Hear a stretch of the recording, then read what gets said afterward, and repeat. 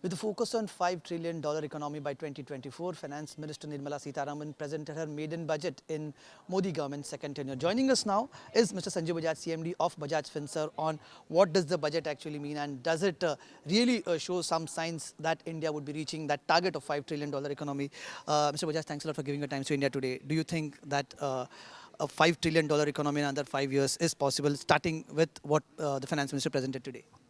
Given that this is the first budget for the next 5 years for this new government, the budget has presented a 360-degree set of ideas covering from what's needed for infrastructure, labour reform, startups and digital India, connectivity, electric vehicles, education, and MSMEs, and the importance of the banking and NBFC sector as well. So it clearly covers a very large number of ideas with very clear intent. The God always is in the detail and in the execution, and if they execute it right, then I think it takes us towards that path of 5 trillion in 5 years. A lot was talked about job generation in last 5 years, and even the economic survey also pointed out to that. So, considering that there was a slight slowdown in the economy, do you think this budget that was presented, especially focusing on MSMEs, would work towards job creation? You know, given the current global stress in trade, India has this real opportunity to become another manufacturing base for the world. And that is what we need to support our 1.3 billion population.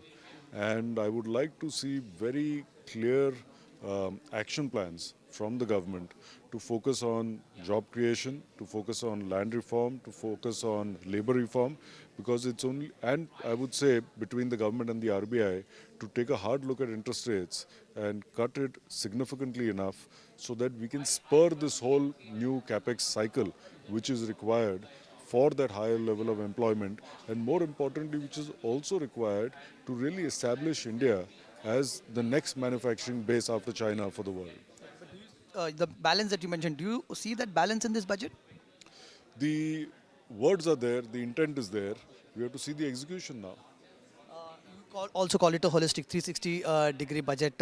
We've also seen that taxing the rich and giving subsidies to the poor. So this balance, how do you look at this balance?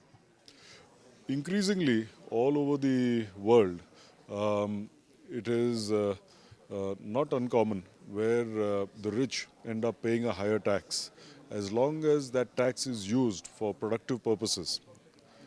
I think it makes sense. Of course, up to a particular level. We have to also keep in mind that the 25% corporate tax has been extended now to companies with turnovers up to 250 to up to 400 crores, which is a positive move as well. So it is not just about the government giving benefits just to the salaried people. They've also done this for businesses. And as the FM said, this really covers over 99% of all companies. Finally, on a rating on a scale of 1 to 10, how do you rate this budget and why?